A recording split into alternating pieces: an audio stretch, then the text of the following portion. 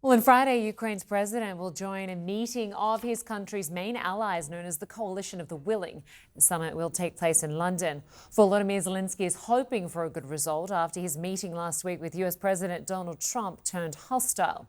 And we are learning from European officials briefed on the matter that Trump once again raised his voice at the wartime leader after Mr. Zelensky pushed back on handing over Ukrainian territory to Russia as part of a peace plan. After his phone call with Russian President Vladimir Putin on Thursday, Trump is now pressuring Ukraine to accept the end of the war along the current battle lines, likely meaning that Russia would keep the Ukrainian territory it currently holds. President Trump says he will meet with Putin in Hungary next month, but it appears plans to make that happen are on hold. U.S. Secretary of State Marco Rubio and Russian Foreign Minister Sergei Lavrov had intended to meet this week to discuss the next steps. But a source tells CNN those talks are not happening, though it's not clear whether this will impact the anticipated Trump-Putin summit in Budapest. Kristen Holmes brings us the latest on the White House's efforts to end the war in Ukraine.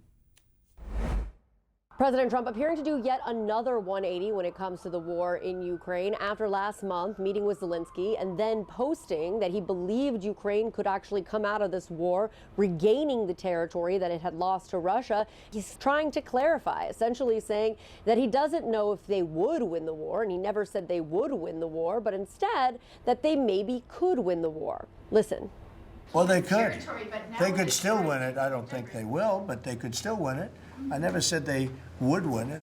Now, this comes on the heels of even more reporting about that meeting between Zelensky and President Trump on Friday. We had reported already that it had been tense, direct, at times, quote unquote, uncomfortable. But now we're learning that it went beyond that. Points, one source saying that voices were raised, that President Trump grew frustrated, particularly because he was trying to encourage Ukrainian President Zelensky that he was going to have to give up land, that Zelensky was kind of pushing back on that notion. And President Trump grew frustrated. Now, we know that this request for land to have Ukraine give up land came as part of the conversation that President Trump had the day before with Russian President Vladimir Putin. So all of this to say it's unclear where things stand with the Russia-Ukraine war, where it stands between Putin and Trump. At the same time, you're starting to see senators back away from a sanctions bill, Republican senators, of course.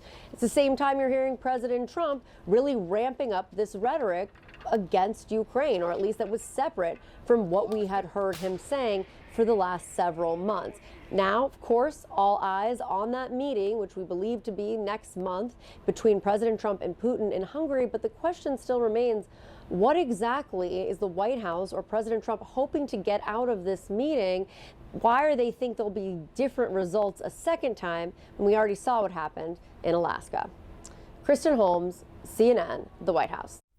With US Vice President J.D. Vance in Israel, a shaky ceasefire in Gaza and stop-start progress on ending the war in Ukraine, US President Donald Trump's foreign policy agenda is packed.